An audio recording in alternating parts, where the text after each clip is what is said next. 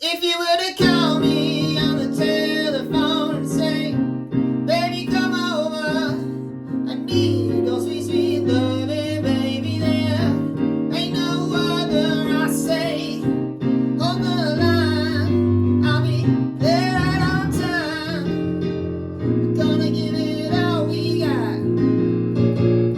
Oh, I swear that we'll be singing, dancing, and jumping, singing, dancing, and jumping, singing, dancing, and jumping, singing, dancing, and jumping.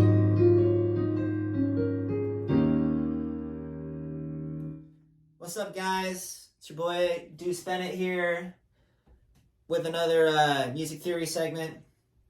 Today I want to talk about a technique that I like. It's called some things stay the same while other things change.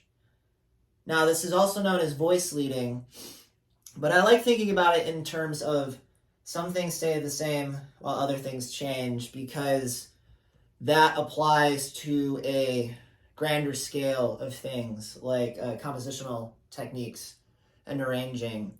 And I can get into some of that stuff later, but right now what I really want to talk about is the first couple chords here in my new single, Singin Dancin Jumpin.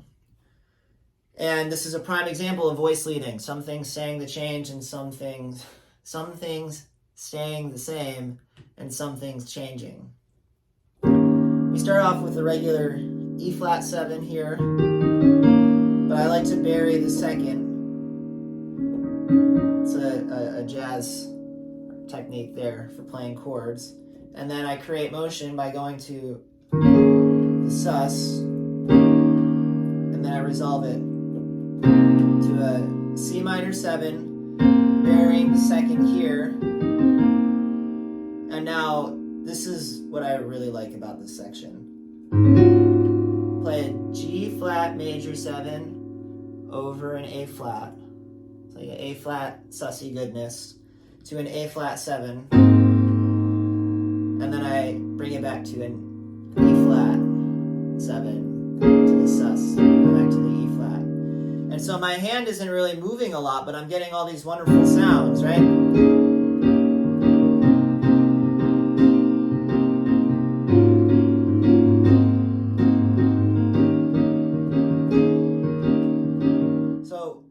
Let's take a look at what this looks like. Here I've drawn it out in my crude handwriting here. And I can write down what these chords are. So here we have an E flat 7. And notice I have my E flat and my D flat here next to each other. And all these are flats. I wrote them in instead of doing it in the key signature because I thought that might help see it better in case you're not good at reading music, which is fine. And then we have an E flat 7 sus. Back to E flat 7. Is all making sense so far? Can you read it? Good. C minor 7.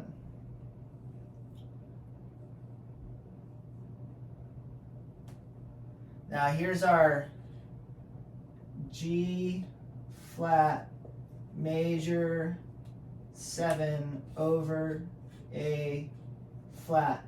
And I put the second here in the top voice. And then this resolves to an A flat 7, but it's got a 2 in it, so it's really an A flat 9. A flat 9. And so this is what it looks like on the page. But we can also spell these chords now, and I think that might help you visualize. So, E flat. Let me erase all this.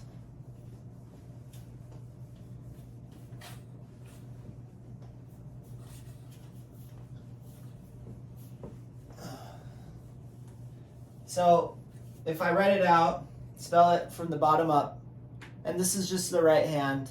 The left hand is going to be, it'll be, make sense.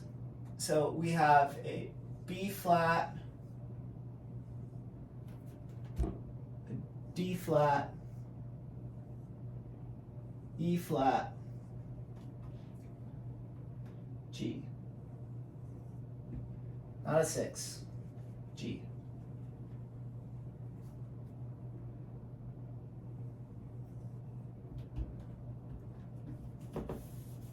And here I'll write E flat 7.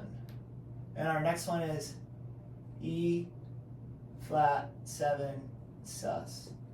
It's B flat, D flat,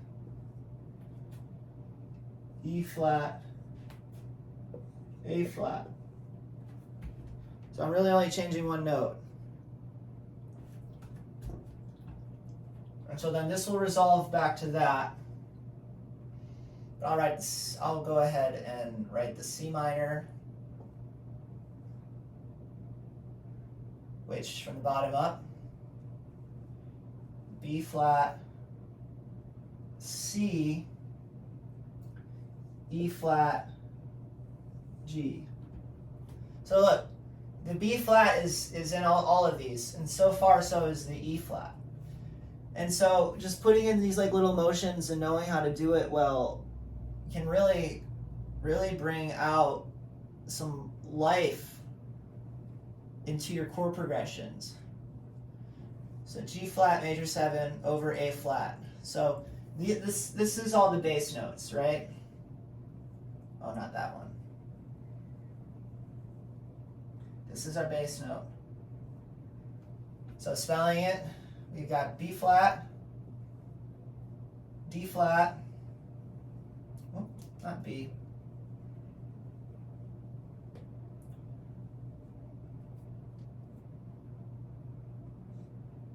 D flat, F, G flat, to our A flat, 9, B flat, C, how did I play it? Yeah. E flat, G flat. Look at it. B flat is in the bottom of each one of these chords in the right hand. And this voice is literally only going. The middle voice is going. And the top voice is going. But you put it all together, and it sounds like this.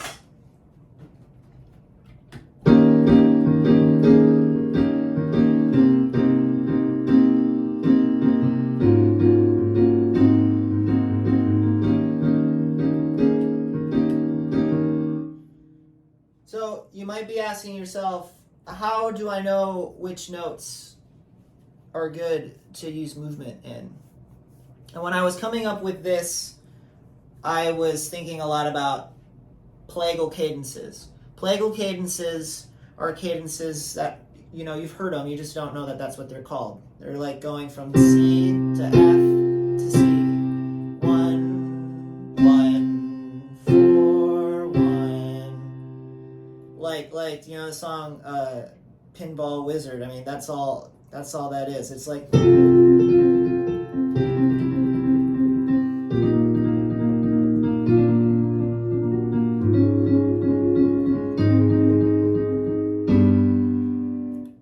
just plagal cadences moving down in whole steps. So you can take that idea and work it into your chords. And so an E flat 7 to an E flat sus is like basically a plagal cadence, right? Because I'm going up to an A flat, and A flat is the 4 of E flat. but instead of going from C to D, I'm keeping that D flat there. So I'm going C minor no. Now when we get to the G flat major 7 over the A flat to the A flat 7, you might be saying to yourself, Deuce, I don't know, G flat is a whole step down from A flat, and I don't think that's a plagal cadence. But here's the thing. Here's the thing, guys. When I wrote it, I was thinking of plagal cadences because of the motion of going from D flat to A flat. But I wanted it to be extra hip. I wanted it to be cool. And I was keeping that everything, keep things the same and change some others. And so when I initially wrote it, I was at the A flat 7. It just went from C minor 7 to A flat 7. But I wanted a little extra juice in there. You know what I mean? So I was like, okay, well, I could plagal it up in here, create some movement before I go back to my E flat major 7. And when I played that the first time, yeah, I mean, come on, it just sounds great. I mean, you can sit here and you can analyze it all day, but at the end of the day, it's like, hey, does it sound good and do you like it? Those should be like the criteria of anything. Well, there's a third one. Does it sound good? Do you like it? And does it feel good? And man, when I go, I just feel so good. So anyway, I hope with this stuff, my crude handwriting, being able maybe to see the piano and how my fingers are moving, and listening to my idiotic rants about this kind of stuff, I hope that you've learned something and that you can take it with you into your own songwriting, compositions, and follow me, subscribe to my channel, subscribe to my Instagram, Facebook, and most importantly, listen to my new song, Singin Dancin Jumpin, now streaming on all platforms. Thanks a lot, guys.